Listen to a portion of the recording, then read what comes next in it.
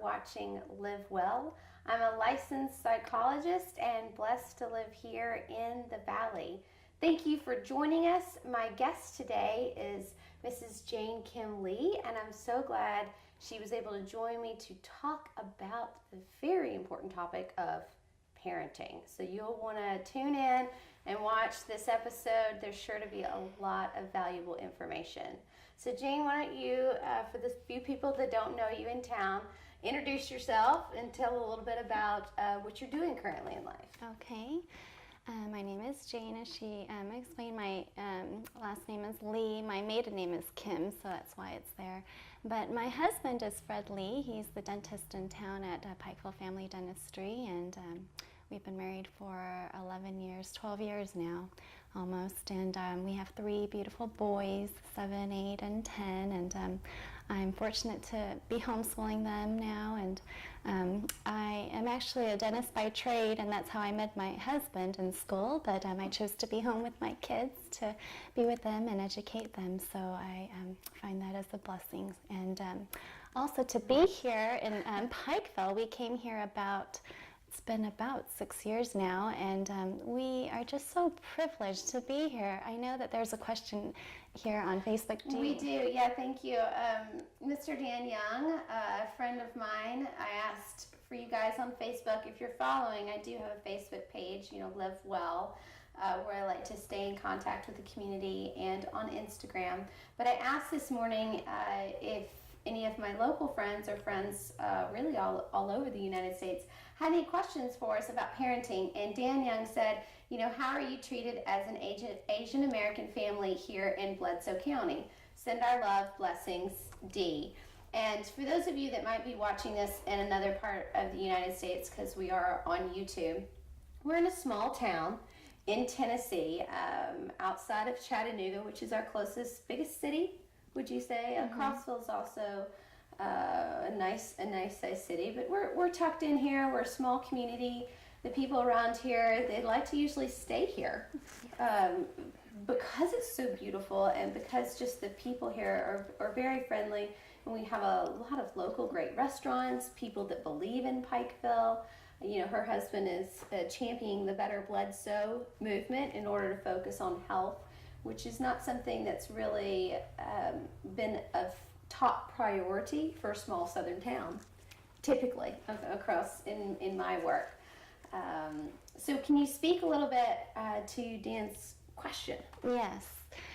So backtracking just a little bit, before our decision to move here, we were praying for a place to move, to relocate our family to a more country town. I myself, growing up in the big city of in Orange County of Southern California, I just knew I wanted to raise my kids in the country. Unfortunately, my husband grew up in Tennessee, and that's why we came here. But at the time, we were still living in Ringgold, Georgia, which wasn't quite country enough for us, I guess, and so we wanted to come to more quieter town, and the Lord just paved the way to bring us here just by a series of events, and I won't go into that today, but it has been really amazing to see how God has brought us here. And I'm not going to lie, that the thought did enter my mind, and knowing that it was a small country town, predominantly Caucasian in ethnicity, I wondered, how were we going to be received here, being the only Asian American here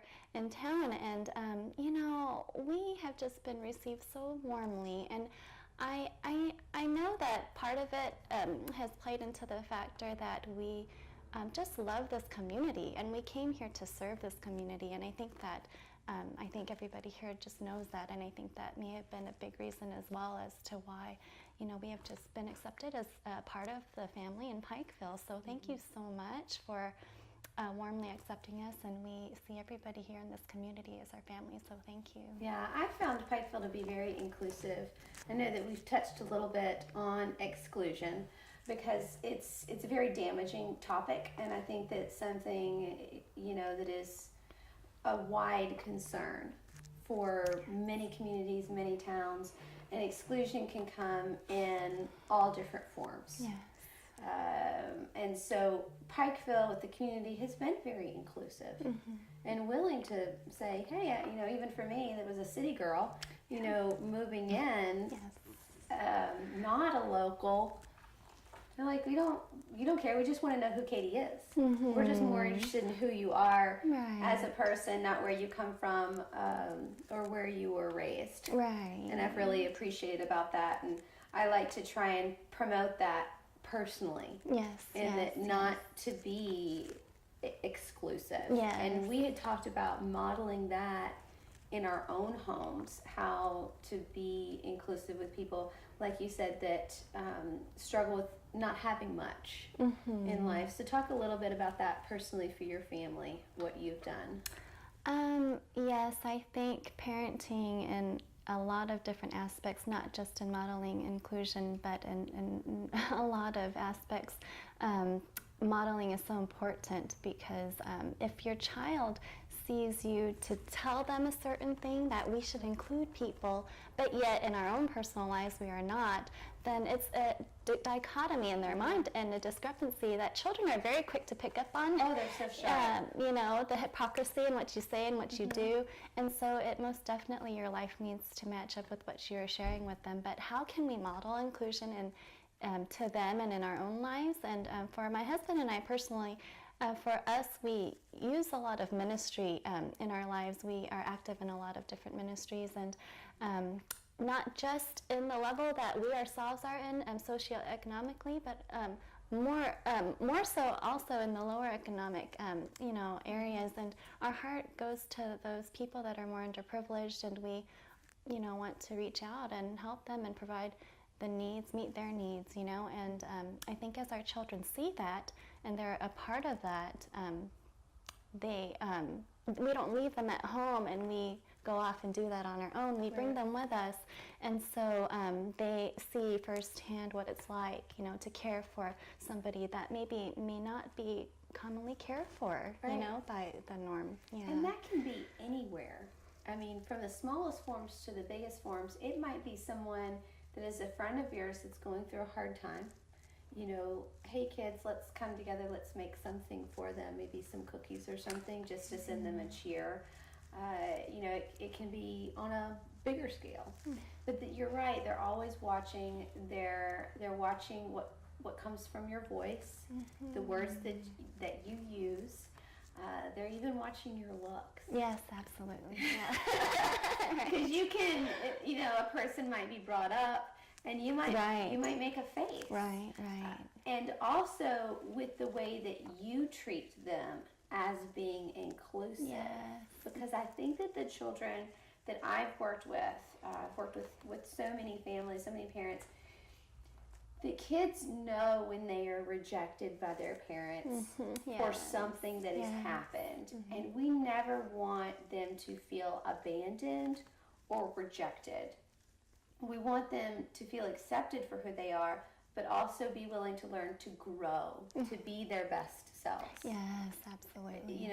So many people, struggle with different ages of children and maybe hoping that they would act a different age.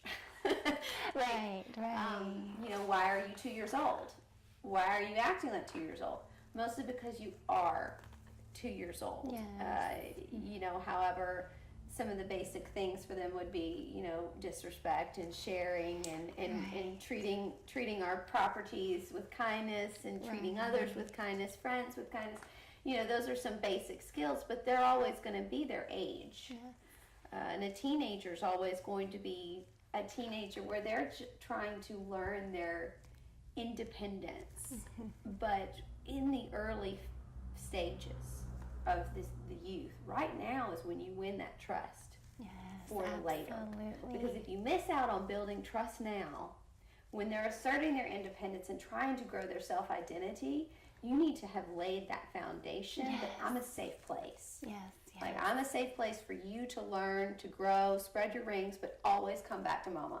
Always come back to daddy. Absolutely. Always come back to this home that we've created. Yes, it is so important. And, we know that even as a newborn infant, they say the bonding is so important, from the beginning, from birth, to create that sense of security.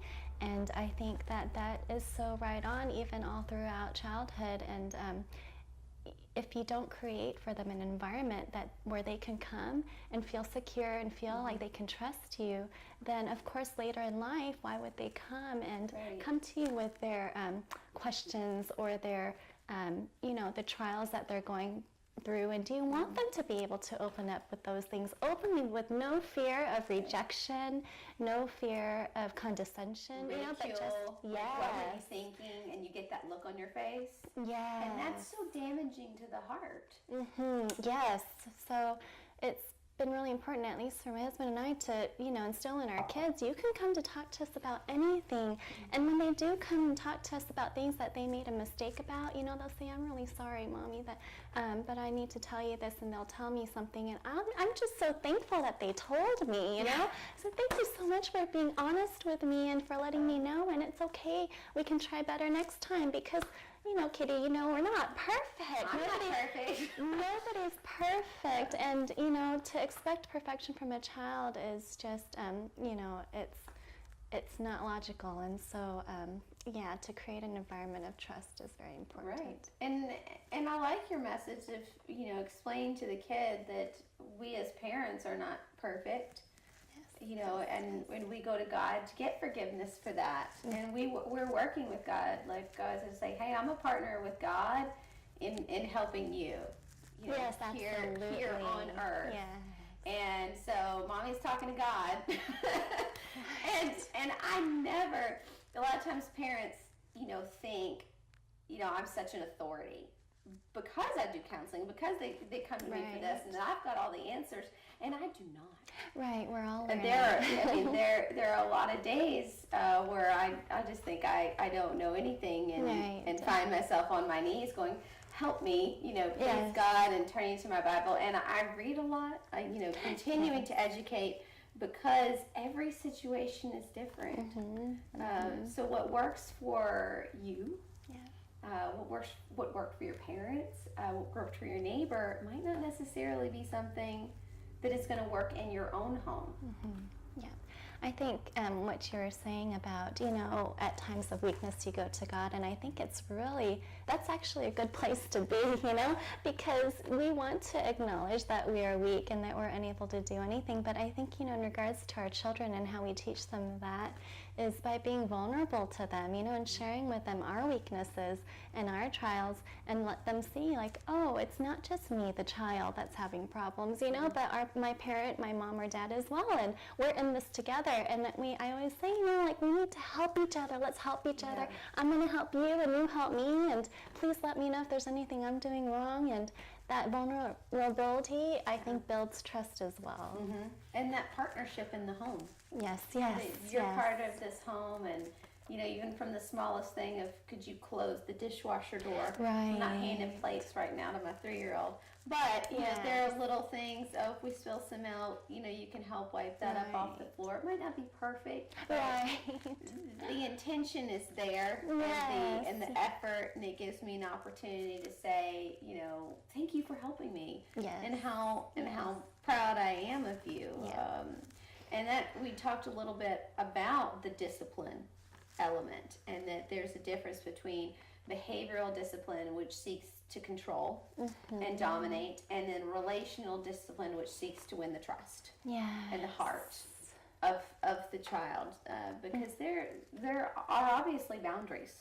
Oh yes, there is. I think traditionally we as parents think, because I'm the authority figure in the home and I know more and you're my child, that I am in a place to tell you what to do and expect obedience, which I think that obedience should be expected, but it depends on how that's brought about, because a lot of times we as parents will enforce obedience, and then we'll say, if you don't listen, you're going to get a spanking, or you're going to, get some kind of punishment. Right. And that's our first line of parenting and gaining obedience is the fear factor, or enforcement. But I think that a whole other sphere of discipline is missed out on when we jump into just punishment and fear. And that's, again, going back to the trust, but also going into, showing your child love and showing, when you gain their trust and they trust you as an authority figure, that trust is not gained just because you have talked it through and that you have that understanding, but that trust is there because they have learned to be able to feel secure with you. And that security comes through love, I believe. And showing love in the little things, like I was saying before, when they make a mistake, that it's okay.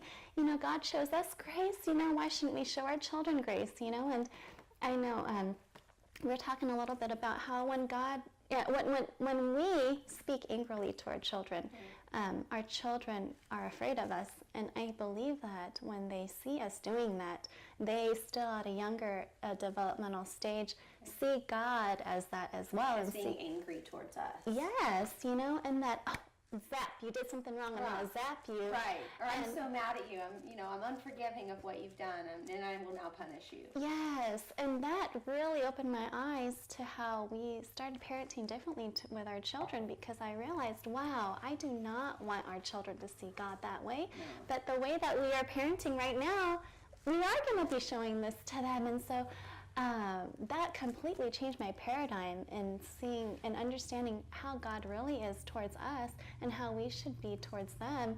And so now there's just a lot more love, a lot more patience, and understanding. Yeah. I mean, because I think, what would God do to me? What would God have said to me? If God was sitting in front of me, what would he say to me now? What has he done for me in the past? Right. How has our relationship been? What has he tried to teach me in the past, and how did he teach me? Yes. And so I take that and thinking, okay, God did this for me. God showed this to me. God helped me learn in this area.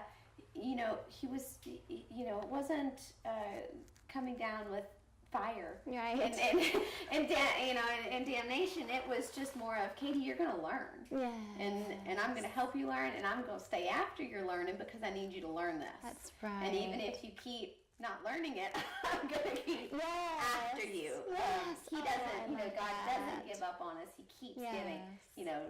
I'm trying to tell you something. I'm trying to tell you something.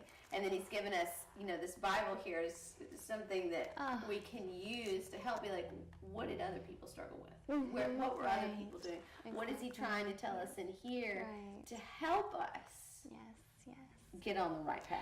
Yes, I think that aspect of God drawing us to him is so beautiful. And, in my mind, the word I picture is wooing, Yeah. And when we, then translate that into our parenting, our children, I see how that is such a beautiful picture as well, to woo our children to obedience and help them to see the hurt that they're bringing upon themselves by disobedience or by, anger. Right. They're hurting themselves, they're hurting those around them, and to help them to see how, God's way is best, and he is asking you to have a heart of love and a heart of obedience because he knows that that's what's best for you, Not because he demands it, like, you better obey me like a dictator, but because he knows he loves us.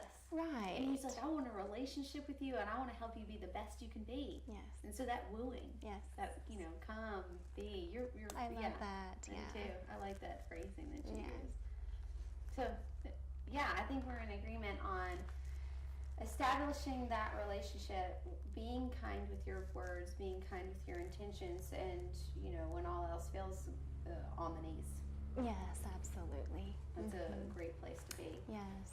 Okay, other things that we wanted to talk about today that you can think of, modeling, we have covered.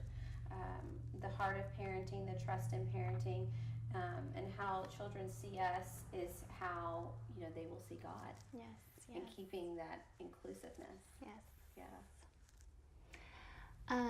Something I want to add to that is, another way to gain your child's trust, to gain their heart, we cannot seek to instill in our children principles of life or things that we want to teach them if we don't have their heart. Right.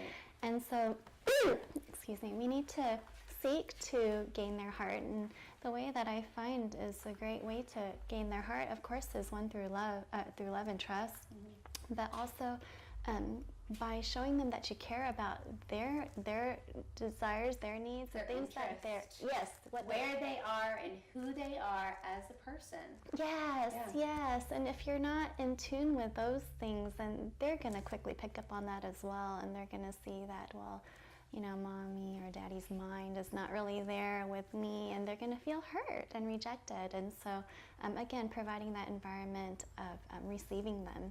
And or forcing our own agenda. Yes, yes. You can see a lot of that push towards, well, this is what I'm interested in. I want you to be interested in it as well. And there are some personality types of children that will go along with that. For, you know, the people pleaser type children, for the people, you know, that are more perfectionist driven, they could be easily swayed to following that model or follow in line.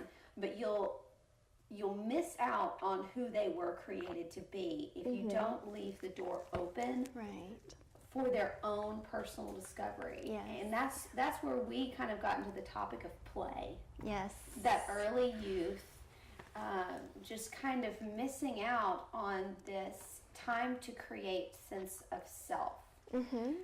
If we are incredibly busy as parents, and we busy our children, or we model that in the home, we might busy ourselves into a certain direction that might not be what God had planned for us.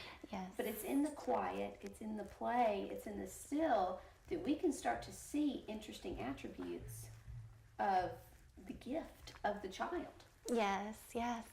I think there's a lot of things there that I would like to touch on, but yeah. I covered a lot of different things. No, first of all, you know, going to what you were saying on having such a busy life, we can so easily run ourselves down to, not understanding our purpose, and because we're just busy going about our schedule. But I think that it's so important to stop and analyze, where am I at this point in life, you know? And I think I want to talk about having a mission for your family. Yes, a mission statement. Thank you. We talked about that. Or a goal. Yes. This is so important, because really, what is the purpose of your life? You know, why are you living this life?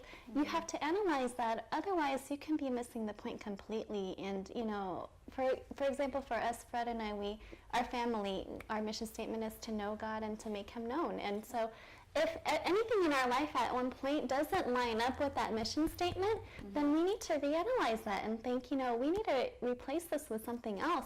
And so we have our family meetings, you know, we have our Fred and Jane meetings, you know, mom and dad meetings, and then we have meetings just with the children as well to analyze once in a while, you know, where are we at? What is our weekly goal? What is our yearly goal? Where do I want to be as a person? Where do we want to be as a family? And that analysis is really important. Evaluation. Yeah, and looking at your family, is this what you want to be doing with your time? Are you able to have that family time, that meal time, that is so valuable, that seems to be getting pushed by the wayside due to activities, and everyone's activities. I mean that from the parents' activity to the kids' activities. Not leaving time for the coupling, and I'm not meaning the coupling of, you know, we happen to, three of us be in the car together going somewhere, and that was the only time we had, and just more of that, you know, it's important to all be together and to sit and to break bread and share a meal, even if it's breakfast. Like, I don't care when it is, because everybody has a different lifestyle, but the importance of it, or the attempt of it, I believe is valuable. Yeah, and you're saying the word important, which I think is key too, because a lot of times, you know, in this book, 7 Habits of Highly Effective People by Stephen Covey. I love that book. But, you know, he outlines the different parts of our scheduling, things that are urgent and important, things that are not urgent and important, things that, you know, and are just not important, urgent, even though it may be not important. And so, I see the things that are not important should not be in your life if it's overriding the things that are important. And sometimes we may think that certain things in our life are important because that's just how society has built it to be important. What society values. Right. But, for yourself, you need to analyze, well, if it's really cutting down on our family time, really cutting down on the quality time I have with my children or my husband, then, we need to cut something out of our schedule so we can make time for that. And they could be really good things. Yes, they could be. They could be valuable things, but they just maybe don't belong right there in that season, but might be able to come back later. Yes, absolutely. Yeah. Because we do have a short amount of time. Yes. And that's what we see so many people bemoaning when their kids go to college or when they leave. They're devastated. I work with so many people like, the empty nest syndrome. Right. And my life just walked out the door, but then in the early phases, all they can do is be like, I'm exhausted. Right. And then, no, don't leave me now. And I think, and they're always saying, how many times have you heard the message from your friends? It goes by so quickly. It does. And, I'm like, I don't know. I don't feel like it's very fast for me. But it could be just because I'm spending so much time. Yes. And, each day for me, I'm there. It's not moving quickly because I'm there. Yes. And because I've heard so many times, as a counselor, what it's like when it changes. Right. And so always being mindful of this isn't forever. This is a season. And I really want to take time to be present in the summer, the spring, the whatever God has put before me. It's like, I really want to be present right now. Yes, since we're talking about parenting specifically, we're talking about time with our children. I think that we may think that we're spending time with our children because we're together and we're doing activities together, but it may not be bonding time together per se because you're one-on-one with the child and hearing what this child wants to share with you. I truly believe, yes, time goes by so fast and that you will miss that time and that you'll wish that you had more of that bonding time with your child. And so if that bonding time is not there, one-on-one even specifically, then make the time for that now because you will miss out on that. Oh, absolutely. And that's a key thing for parents with multiple children. Or even, one child. Just, did you have that quality time? Right. Together. Yes. Valuing. Yes. Jane, this has been so much fun. Thank you for joining me. Oh, no, thank you for having me. It was really fun. I hope you guys at home have really enjoyed this time, this topic. I loved talking with you. I loved hearing from you. And this week, you guys, you can find me Daily Encouragement on Instagram and Facebook. This session will be uploaded to YouTube, ValleyTV Channel 18. And I hope that this week that you will take time to live well.